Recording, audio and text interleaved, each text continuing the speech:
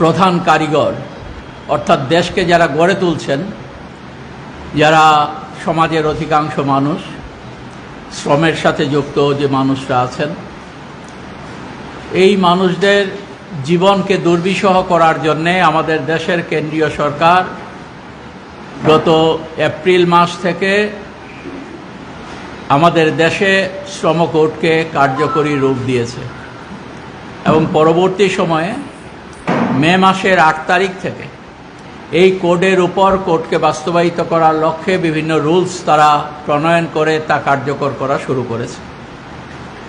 ভারতবর্ষের শ্রমজীবী মানুষ কেন্দ্রের সরকারের শ্রমিক মারা এই যে শ্রম কোড, যার মধ্য দিয়ে আমাদের দেশে যারাই শ্রমের সাথে যুক্ত আছেন তাদের সকলের কাজের ঘন্টা আগে সর্বোচ্চ 8 ঘন্টা যেটা ছিল সেটাকে বাড়িয়ে 10-12 ঘন্টা করার জন্যে আইনে সেই সুযোগ করে দেওয়া হয়েছে।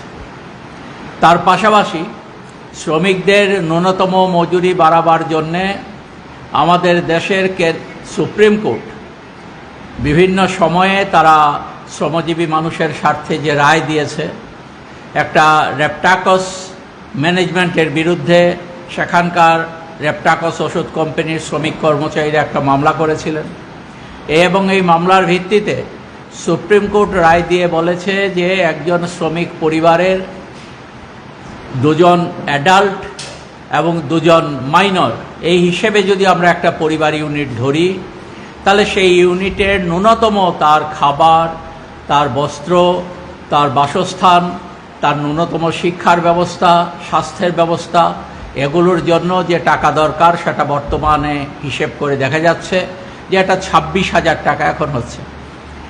আমরা শ্রমজীবী মানুষ এ টাকা দাবি করেছিলাম কেন্দ্রের সরকারের কাছে, কিন্তু কেন্দ্রের সরকার ফ্লোর লেভেল মিনিমাম ওয়েজ বলে 178 টাকা দৈনিক হিসেবে এই 5,000 টাকার নিচে 4,700 বা 800 টাকার মতো হবে, এটা ইন্টু করলেই হয়ে যাবে। তো এটা তারা ফ্লোর লেভেল মিনিমাম ওয়েজ রেখেছে। তার বিরুদ্ধে আজকে এই যে শ্রমকোড, এই শ্রমকোডের 8 ঘন্টার কাজকে 12 ঘন্টা করা, আমাদের দেশে ন্যূনতম মজুরি সুপ্রিম কোর্টের রায় অনুযায়ী তাকে কার্যকর না করা, এটার প্রতিবাদে আপনারা দেখছেন যে আমাদের দেশের উত্তর ভারত, উত্তরপ্রদেশ, হরিয়ানা, উত্তরাখণ্ড, দিল্লি, গুজরাট, বিহার, মধ্যপ্রদেশ, এই সমস্ত রাজ্যের, পাঞ্জাব, এই আরও অনেক রাজ্য আছে, এই সমস্ত রাজ্যের লক্ষ লক্ষ শ্রমিক, তাদের উপর যে দুর্বিষহ অত্যাচার, স্থায়ী শ্রমিক হিসেবে কোনো কলকারখানায় এখন নতুন নিয়োগ করা হচ্ছে না। মোদির এই শ্রমকোড কার্যকর করার পর মালিক শ্রেণী আরও বেশি সুবিধা নিচ্ছে। যে কোনো সময়ে শ্রমিকদের সেখানে নিয়োগ যাদেরকে করা হয়েছে তাদেরকে ছাঁটাই করে দেবার আইনি অধিকার এই শ্রমকোডের মধ্য দিয়ে দেওয়া হয়েছে। এবং এর ফলে আমরা যেটা দেখছি যে এই শ্রমিকরা, ধরুন উত্তর ভারতের একটা বড় কারখানার শ্রমিক যিনি আজকে 8-9 হাজার টাকা মজুরি পান, গত কিছুদিন আগে দেখা গেছে একটা হিসেবে তাদের বাড়িঘর ভাড়ার জন্যে ন্যূনতম তাদের 3 থেকে 4 হাজার টাকা খরচা হয়। গ্যাসের জন্য 1,000 টাকা খরচা হতো, কিন্তু মার্কিন যুক্তরাষ্ট্রের সাথে ইরানের যে সংঘাত, এই সংঘাতের ফলে 1,000 টাকার গ্যাস কোথাও কোথাও 3-4 হাজার টাকা হয়ে গেছে।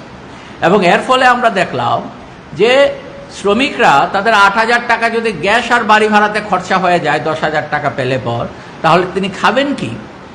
এর বিরুদ্ধে প্রচণ্ডভাবে বিক্ষুব্ধ হয়ে লক্ষ লক্ষ শ্রমিক তারা রাস্তায় নেমে এসছেন এই সমস্ত রাজ্যগুলোতে।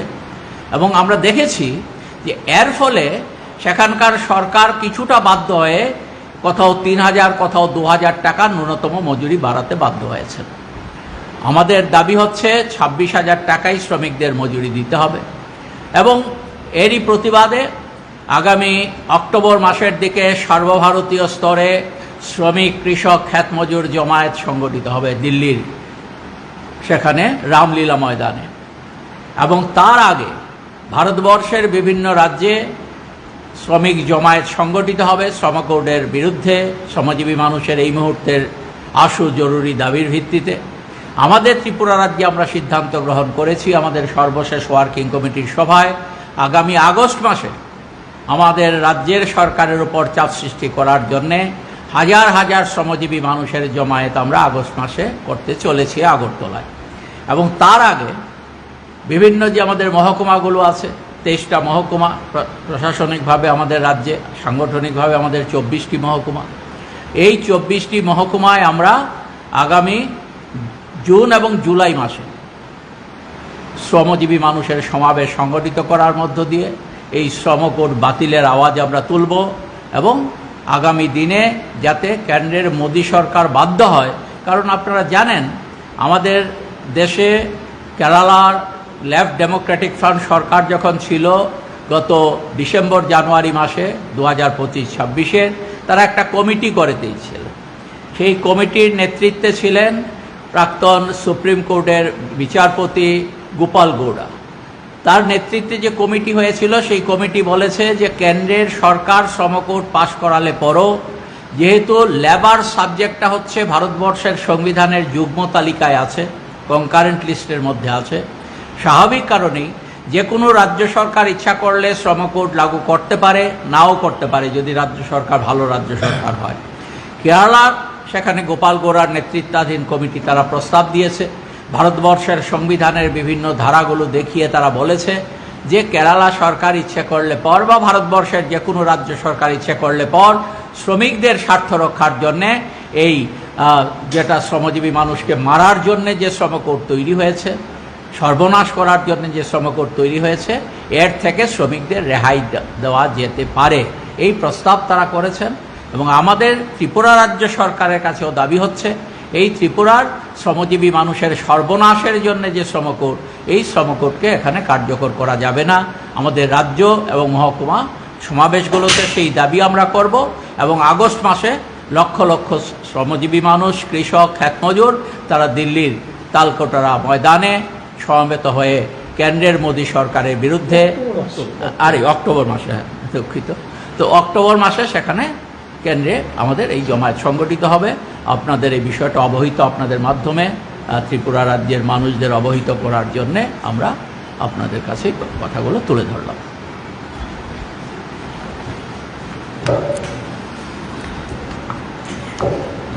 আমাদের সিএটুর রাজ্য সাধারণ সম্পাদক বলেছেন, আমি কিছু অন্য বিষয় আজকে তুলে ধরছি। একটা হলো, প্রথম বিদ্যুৎ বিল চুপি চুপি দাম বাড়িয়ে দিলেন আবার। এটা চলছে অনেক দিন যাবৎ, খুব সুকৌশলে প্রতি মাসেই দেখবেন এই নানা কায়দায় এগুলো বৃদ্ধি চলছে। এবং তারা surcharge, fixed charge, fuel charge এই নাম দিয়ে বিলের মধ্যে বাড়িয়ে দিচ্ছেন। প্রতিবাদ করা হয়েছে, কোনো কথা শুনতে চাইছেন না, এগুলো করছেন। স্ল্যাবের নামে, স্ল্যাবের মধ্যে দেখবেন স্ল্যাব 1, স্ল্যাব 2, স্ল্যাব 3, স্ল্যাবের যে ডিফারেন্সটা এটা কমিয়ে দিয়েছেন। এতে গিয়ে স্ল্যাবের মধ্যে গিয়ে দফায় দফায় এর মধ্যে আবার বৃদ্ধি ঘটিয়েছেন খুব সুকৌশলে। স্ল্যাব 1 এই, স্ল্যাব 2 এই, স্ল্যাব 3 এই। এখন স্ল্যাব 1টা যদি বেশি ইউনিট থাকে তাহলে সাধারণ মানুষ তার থেকে কিছু বাঁচতে পারে। এখানে গিয়ে স্ল্যাব 1টার যে এত ইউনিট থেকে এত ইউনিট, এত ইউনিট থেকে এত ইউনিট স্ল্যাব 2, এত ইউনিট থেকে এত ইউনিট স্ল্যাব 3, এই জায়গাতে তারা খুব সুকৌশলে রেঞ্জটাকে কমিয়ে দিয়েছেন। এতে গিয়ে স্ল্যাব 3তে গিয়ে অধিকাংশ সাধারণ নাগরিকরা পড়ছেন, গিয়ে তাকে সেখানে প্রায় 60 টাকা দামে বিদ্যুৎ কিনতে হচ্ছে এবং খুব খারাপ জায়গায় এটাকে নিয়ে গেছেন। এখন এই পরিস্থিতির মধ্যে তারা স্মার্ট মিটার আইনে নেই, এখন আবার মধ্যে বন্ধ করেছিলেন, এখন আবার সুকৌশলে নিউ কানেকশনের নামে স্মার্ট মিটার নিতে বাধ্য করছেন। বাড়ি বাড়িতে গিয়ে স্মার্ট মিটারগুলো চালিয়ে দিচ্ছেন। স্মার্ট মিটার যে বাড়িগুলিতে ঢুকিয়েছেন দেখবেন স্মার্ট মিটারে ডিজিটাল মিটার, এটা গভর্নমেন্ট অফ ইন্ডিয়ার ইনস্ট্রাকশনেই বামফ্রন্ট সরকারের সময় সব মিটার চেঞ্জ করে ডিজিটাল মিটার বসানো হয়েছে। ডিজিটাল মিটার একদম মানে এর মধ্যে কোনো প্রকার কারচুপি কোনো কিছু সুযোগ নেই, সুন্দরভাবে আসছে, মানুষের কোনো অভিযোগ নেই। এখন ডিজিটাল মিটারগুলোকে রিপ্লেস করে সেখানে স্মার্ট মিটার বসিয়ে দিচ্ছেন। স্মার্ট মিটার বসানোর উপর দেখবেন গত মাসে আপনার যে বিলটা এসেছে, স্মার্ট মিটার বসার সঙ্গে সঙ্গে কয়েকশো টাকা বেড়ে যাবে। কি মিটার এটা? কোথায় কারচুপি? ভিতরে কি কাণ্ডকীর্তি আছে? এগুলি নিয়ে গোটা দেশে এখন আলোড়ন তৈরি হয়েছে। বিজেপি শাসিত অনেক রাজ্যে এটা আপাতত বন্ধ রেখেছে। এখানে আমাদের রাজ্যে এটা জোর করে আবার বসানোর উদ্যোগ তারা নিয়েছেন এবং এটা বর্ধিত আরে বিল আদায়ের একটা কৌশল। আমরা এখানে দেখছি যে এগুলি এই যে স্মার্ট মিটার মানে এটা তো তৈরি করছেন প্র্যাকটিক্যালি আদানি এবং আম্বানিরা, টাটাও আছেন, টাটাও এটার সঙ্গে যুক্ত এবং বরাত তাদেরকে দিয়েছেন, ঠিকাদারের মাধ্যমে এই সমস্ত কাণ্ডকীর্তি করছেন। এবং আমরা বলবো স্মার্ট মিটার যে তথ্য হাতিয়ে নেওয়ার একটা চেষ্টা চলছে, সেটা কি অ্যালগরিদম নামে এক ধরনের স্পেশাল কম্পিউটার, এটার মাধ্যমে সারা ভারতবর্ষে ডেটা সেন্টার দিল্লিতে নিয়ে যাচ্ছেন এবং এটার মাধ্যমে একটা সাধারণ মানুষের সমস্ত কিছু তারা জানতে পারবেন। বেসরকারি সংস্থাগুলো তার থেকে গিয়ে যেখানে সবচেয়ে বেশি ব্যবহার বেশি হয় এই এলাকাগুলি নিউ অ্যাক্টের সুযোগ নিয়ে, সেন্ট্রাল গভর্নমেন্টের সুযোগ নিয়ে আইনের ফাঁকে তারা ওই এলাকাগুলো দখল করবেন এবং নিগমগুলোকে সবগুলোকে রুগ্ন করে দেবেন, যেটা আমাদের ত্রিপুরার ক্ষেত্রে আমরা লক্ষ্য করলাম। একটা রুগ্ন নিগমে তারা এটাকে পরিণত করেছে এবং আমরা ডে টাইম তারিফ চালু করার জন্য এখানে রেডি হয়ে গেছি। স্মার্ট মিটারের মধ্যে সুকৌশলে আপনি সন্ধ্যার পরে বিকেল 5টা থেকে যখন বিদ্যুৎ ব্যবহার করবেন তার জন্য আরেকটা রেট আপনাকে দিতে হবে। এই ডে টাইম তারিফ চালু করার জন্য সমস্ত প্রস্তুতি চলছে। খুব শর্ট টাইমের মধ্যে তারা এটা লাগু করবে। একদিকে বিদ্যুৎ বিল বৃদ্ধি, আরেকদিকে ডে টাইম তারিফ চালু করা, আর তার দিনটাকে 1 ভাগ বা 2 ভাগ করে নেবেন, আরেকটা রেট সেখানে লাগু করবেন, যেটা স্মার্ট মিটারে অটোমেটিক রিডিং চলে আসবে এবং সেখান থেকে সেটাকে নিয়ে গ্রাহকের কাঁধে বিল আসবে, এটাকে চাপিয়ে দেবেন। আমরা মনে করি এটা দরকার নেই। 800 কোটি টাকা তারা বলেছে লস কভার করার জন্য বাড়াচ্ছেন। অ্যাকচুয়ালি লসের পরিমাণ শেষ করে দিয়েছে এটাকে। আমাদের কাছে যা খবর, এটা 1200 থেকে 1300 কোটি টাকা লস চলছে। কেন এমনটা হবে একটা লাভজনক সংস্থা? আমরা মনে করি যে এই বাড়ানোর কোনো দরকার নেই। সরকারের কাছে বিশাল পরিমাণ বিদ্যুৎ বিল পানা, সেন্ট্রাল গভর্নমেন্ট পিএসইউগুলোর কাছে পানা আছে, এটা তুলতে পারে, এটাকে আদায় করা উচিত, নতুবা ব্যবস্থা নেওয়া উচিত। এবং এই করে তো কি এখানে কিছু টাকার ব্যবস্থা করা যায়, যদি করা যায় তাহলে বিদ্যুৎ বিল তার বাড়ানোর কোনো দরকার নেই। এটার সঙ্গে আমরা বলছি যে খারাপ মিটার আছে কয়েক লক্ষ, হাজার না, কয়েক লক্ষ খারাপ মিটার। এই মিটারগুলো চেঞ্জ করা উচিত, ডিজিটাল মিটার বসিয়ে দিলে হয়, সেখানে তো বিল আসবে এবং টাকার পরিমাণ বাড়বে। এটা করছেন না তারা। আর একটা সুকৌশল শুরু হয়েছে, গোটা রাজ্যে লোক নিয়োগ নেই, খুব সুকৌশলে বেসরকারি সংস্থাগুলোকে দিয়ে এখন দেখবেন যে আপনার কোনো বিদ্যুতের কোনো অসুবিধা হলে তাদেরকে দিয়ে কাজ করানো হয়। তারা সেখানে গিয়ে নামে বেনামে বিল বাড়িয়ে দিয়ে নিগম থেকে টাকা আদায় করে নিচ্ছে। আগে এই কাজটা করতেন নিগমের কর্মচারীরা, সুন্দরভাবে সূক্ষ্মভাবে করতেন, পরিষেবাও ভালো ছিল। এখন সেখানে ঠিকাদার নিয়োগ করে ঠিকাদারের মাধ্যমে মেনটেন্যান্স, যেটা এই মেনটেন্যান্সের ব্যাপারটা ঠিকাদারের হাতে তুলে দেওয়া হয়েছে। এই অবস্থা চলছে এবং কোনো নতুন নিয়োগ টিয়োগ ইত্যাদি নেই এবং পরিষেবাটা প্রায় অনেকটা মুখ থুবড়ে পড়েছে। এবং এই পরিস্থিতির মধ্যে লক্ষ্য করা যায় নিগমের আমোদ প্রমোদ কিন্তু বন্ধ নেই এবং খাওয়া দাওয়ার থেকে আরম্ভ করে বিভিন্ন উৎসব অনুষ্ঠান এগুলো চলছে। টাকাটা দিচ্ছে কে? গ্রাহক। এই টাকা কিন্তু সরকার দেয় না, সবটা দিচ্ছে কিন্তু গ্রাহক। এবং এখানে দেখবেন আগেও গাড়ি ব্যবহার হতো, অফিসারদের কিন্তু গাড়ি দিতেই হবে, ইঞ্জিনিয়ারদের গাড়ি দিতে হবে। সেই গাড়িগুলো এত দামি গাড়ি ছিল না, এখন এক একজনের দেখবেন দামি গাড়ি টাড়ি বহর, এখানে একটা বিরাট অঙ্কের টাকা সেখানে চলে যাচ্ছে। তাহলে খরচ কমবে না বাড়বে, এটা তো তাদের দেখা উচিত। এবং বিদ্যুতে টাকা আদায়ের চূড়ান্ত ব্যর্থতা, এটা জনগণের কাঁধে, গ্রাহকদের কাঁধে চাপিয়ে দিয়েছেন। এই পরিস্থিতি চলছে। আমরা বলবো এই বর্ধিত মূল্য প্রত্যাহার করা হোক। আর জেনারেশন তো একবার শেষ করে দিয়েছেন, বর্মরা মুখ থুবড়ে পড়েছে, কোটি কোটি টাকা সম্পদ ধ্বংস হচ্ছে। রুকিয়া একই অবস্থা চলছে। আজকে 8 বছর হয়ে গেছে, রুকিয়া এখনও দুইটাই কম্বাইন সাইকেল করার কথা, উৎপাদন বাড়ানোর কথা, সেটা কিছু করেননি। আর সঙ্গে ডোমবুরও প্রায় মুখ থুবড়ে পড়েছে। তো রাজ্যের নিজস্ব বিদ্যুৎ উৎপাদন ব্যবস্থাকে শেষ করে দিচ্ছেন। ভবিষ্যতে এই বিদ্যুৎ ব্যবহার গ্রাহকদের পক্ষে খুব কঠিন হবে। সঙ্গে আরেকটা বিষয় আমরা বলছি, পেট্রোল ডিজেলের দাম অস্বাভাবিকভাবে বেড়েছে। পরিবহন ক্ষেত্র রুগ্ন অবস্থায় পড়েছে এবং গ্যাসের দামও বেরিয়েছে এবং যার ফলে অটো এবং ছোট গাড়ির চালক যারা, তারা নানাভাবে সেখানে অসুবিধার সম্মুখীন হচ্ছেন। আর বাড়িঘরে যারা রান্না টান্নার কাজেও ব্যবহৃত হয়, সেই গ্যাসের ক্ষেত্রেও একটা ভালো সমস্যা সেখানে দেখা দিয়েছে। আমরা বলবো যে এই মূল্য বৃদ্ধি আটকানো হোক এবং সরকার বড়লোকদের যে ভর্তুকি দিচ্ছে সেটা না দিয়ে, এখন যেহেতু এখানে ভারত সরকারের ভূমিকার জন্যই এখন সেই তেল আমদানি এবং গ্যাস আমদানির ক্ষেত্রে একটা সমস্যা তৈরি হয়েছে। আমাদের বিদেশ নীতির ক্ষেত্রে কিছু ভুল ত্রুটি আছে, কেন্দ্রীয় সরকার সেখানে সেই নীতিতে সারেন্ডার করছে, তার ফল ভোগ করতে হচ্ছে ভারতবর্ষের আমজনতাকে। এবং ডিজেল, পেট্রোল, গ্যাসের দাম অস্বাভাবিক মূল্য বৃদ্ধি মানুষের উপরে, আমজনতার উপরে মারাত্মক চাপ পড়েছে এবং এটা পরিস্থিতিকে আরও দুর্বিষহ, জিনিসপত্রের দাম অস্বাভাবিকভাবে বাড়ছে এবং এই অবস্থা চলছে। এটার সঙ্গে পাল্লা দিয়ে ট্রান্সপোর্টের ক্ষেত্রে লক্ষ্য করা যাচ্ছে যে টিআরটিসি প্রায় শেষ, এটা আর কিচ্ছু নেই। Urban transport finished.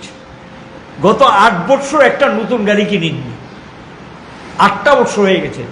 এখন অবস্থাটা কি, বিশালগড়ের দিকে সাউথ ওয়েনে কিছু গাড়ি আছে, আপনি যদি চম্পকনগরতে আসতে চান, অন্য জায়গাতে আসতে চান, সেখানে অটো নির্ভর হয়ে গেছে, সারা শহর অটো টোটো এটার উপরে নির্ভর হয়ে গেছে। টাউন সার্ভিস প্রায় বুক থুবড়ে পড়েছে, 2-4টা বাস মাঝে মধ্যে দেখা যায়, কখনো দেখা যায়, কখনো দেখা যায় না। এমনটা কেন? গণপরিবহন যেটা অন্যান্য রাজ্যে দেখা যায় ইলেকট্রিক বাস নামায়, অন্যান্য বাস নামায়, আমাদের রাজ্যে গত 8 বছরে একটা বাসও কেন নামবো না? এবং এই পরিস্থিতিতে গণপরিবহন ব্যবস্থাকে সর্বনাশ করে দিয়েছেন। আর মোটর স্ট্যান্ডগুলো এখন লুটে রাখা। সোসাইটি ছিল, হিসাব নিকাশ ছিল, অডিট হতো, এটা মালিক, শ্রমিক এবং সরকারি প্রতিনিধি চলতো। সেই সোসাইটি এখন সমস্ত তোলাবাজরা দখল করে নিয়েছেন। এগুলোর মধ্যে যারা সরকারের শাসক দল, মণ্ডল টণ্ডল বিভিন্ন নেতারা এগুলোর সঙ্গে যুক্ত। তোলাবাজি এমন জায়গায় চলে গেছে, এখন নিজেদের মধ্যে সংঘর্ষ, রক্তপাত এগুলো ঘটছেন এবং মোটর স্ট্যান্ডগুলো পরিস্থিতি অস্বাভাবিক হয়ে গেছে। মোটর স্ট্যান্ডের জায়গাগুলো যেটা সরকার তৈরি করেছিল, আপনারা গিয়ে দেখবেন রাজানগর মোটর স্ট্যান্ডে কি একটা ঢুকিয়ে দিয়েছে, বটতলা ঢুকিয়ে দিয়েছে। আর ওটা এত টাকা দিয়ে কিনে বামফ্রন্ট সরকারের সঙ্গে করা হয়েছে চন্দ্রপুর, এখানে সিএনজি স্টেশন, তার আরও কী কী সামনের দোকানপাট, এগুলো তুলে মোটর স্ট্যান্ডগুলোর জায়গা জবরদখল হচ্ছে। টিআরটিসির জায়গাও প্রায় অধিকাংশ দেখবেন এখন লিজ টিজ ইত্যাদি দিয়ে এটাকে শেষ করে দিচ্ছে। তাহলে ভবিষ্যৎ দিনে গণপরিবহন সাধারণ মানুষের অবস্থাটা কোথায় গিয়ে দাঁড়াবে? সরকারের ভাবনা চিন্তাগুলো আছে। আর এই তুলাবাজি মোটর স্ট্যান্ডগুলোতে বন্ধ হওয়া উচিত, সংঘর্ষ বন্ধ হওয়া উচিত। সেখানে গিয়ে এখানে শ্রমিকদের এবং সরকার মিলিয়ে মোটর স্ট্যান্ডগুলো পরিচালনা করার দায়িত্ব নেওয়া উচিত বলে যে সিস্টেমটা ছিল সেটাই একটা সততা নিয়ে এটা করা উচিত বলে আমরা মনে করি। সঙ্গে একটা বিষয় বলতে হয়, কালকেও স্বরাষ্ট্রমন্ত্রী এসে গেছেন। মাঝে মধ্যে দেখবেন প্রায়শই কেন্দ্রীয় নেতৃত্ব আসে, আপত্তি নেই, আসবে। রাজ্যের কল্যাণের জন্য, মোগলদের জন্য হলে আপত্তি নেই। প্রচুর টাকা তো খরচ হচ্ছে, হোক যদি রাজ্যের কল্যাণ হয়। কিন্তু আমরা লক্ষ্য করলাম 8 বছরে এই যে রেল, বলতে পারবেন কেউ 1 মিটার রেলওয়ে নতুন স্যাংশন এসছে। এবং আমরা তো চাই বাংলাদেশের সঙ্গে আলোচনা করে কেন এটা এতদিন যাবৎ বন্ধ, এবং এটা তো চালু করা উচিত। মানে কলকাতা পর্যন্ত আমাদের যে ট্রেন পরিষেবা, কাজ তো কমপ্লিট হয়ে পড়ে আছে, চালু করবো না, সাবরুম চালু করবো না। তাহলে এই যে অবস্থাগুলো চলছে, কালকে স্বরাষ্ট্রমন্ত্রী এসেছিলেন, আমার ধারণা ছিল হয়তোবা তিনি এই সম্পর্কে কিছু বললেন, কিচ্ছুই বললেন না। এবং সেখানে গিয়ে শিলান্যাসটা সেইগুলো তিনি করে গেছেন, এই অবস্থা চলছে। আর সঙ্গে শ্রমজীবীদের ত্রিপুরার যে অবস্থা খুব খারাপ, রেগার কাজ প্রায় নেই, টুয়েবের কাজও স্তব্ধ হয়ে পড়েছে, কাজকর্ম নেই। এবং আমাদের রাজ্য থেকে হাজার হাজার যুবক যুবতী বহির্রাজ্যে পাড়ি দিচ্ছে।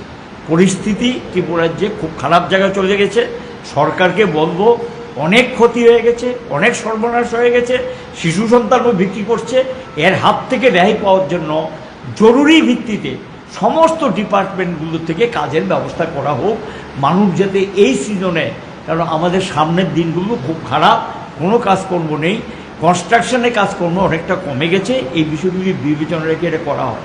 আর কনস্ট্রাকশন ওয়েলফেয়ারে ফান্ড সরিয়ে নিচ্ছে। আমি সেদিন কুমারঘাটে, আমাদের শঙ্কর দত্ত ছিলেন, আমরাও ছিলাম, শ্রমিকরা বলছে পিটিশন দিয়েছে শ্রম দপ্তরের টাকার জন্য, দিলেন না, নেই টাকা নেই। কেন টাকা? 300 কোটি টাকা বামফ্রন্ট সরকারের সময় শ্রম দপ্তর ওয়েলফেয়ার ফান্ড ছিল, এখন এটা কমপক্ষে 500 কোটি টাকা উপরে যাওয়া হওয়া উচিত।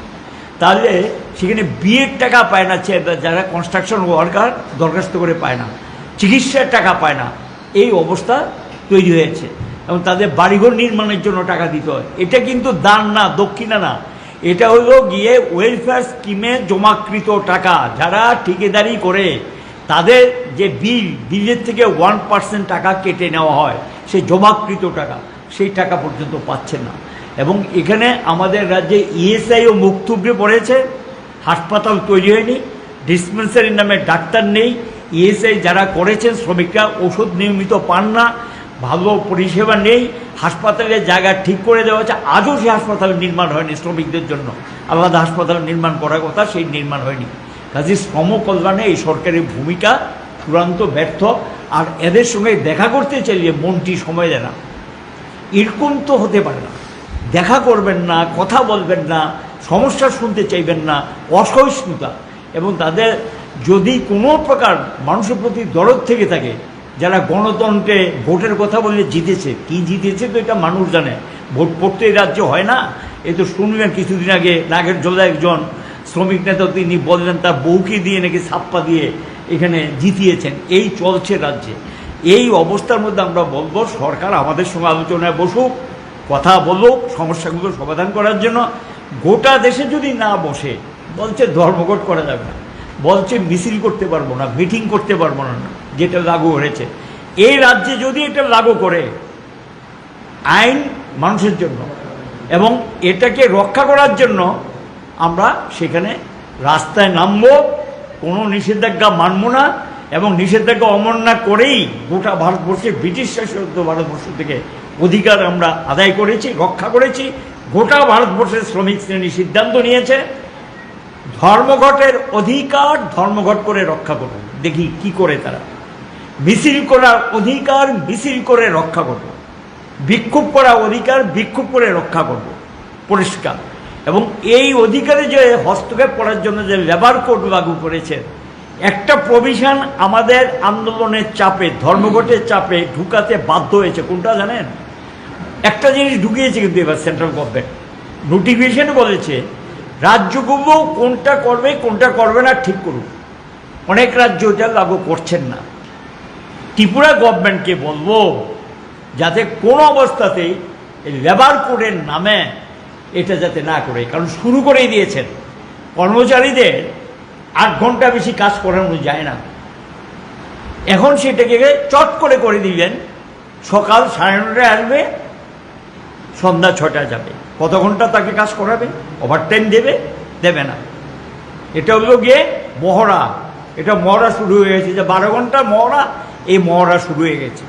কাজে এইগুলো শ্রম কোড লাগু করার একটা উদ্যোগ এখানে শুরু হয়েছে, এটাকে আমরা আটকাতে চাই। আমরা জুন জুলাইতে রাজ্যে সব জায়গায় মিছিল মিটিং করব, অগাস্টে আমরা বিক্ষোভ করে জানাবো। সর্বভারতীয় কথা বললেন আমাদের জেনারেল সেক্রেটারি, এবং সেটার ভিত্তিতে আমরা এগোতে চাই। আন্দোলন করেই আন্দোলনের অধিকার রক্ষা করব।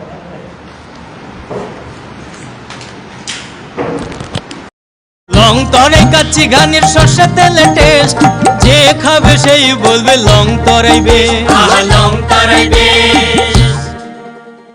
লং তরাই কাচ্চি ঘানির সর্ষে তেলে টেস্ট, যে খাবে সেই বলবে লং তরাইবে, লং তরাইবে।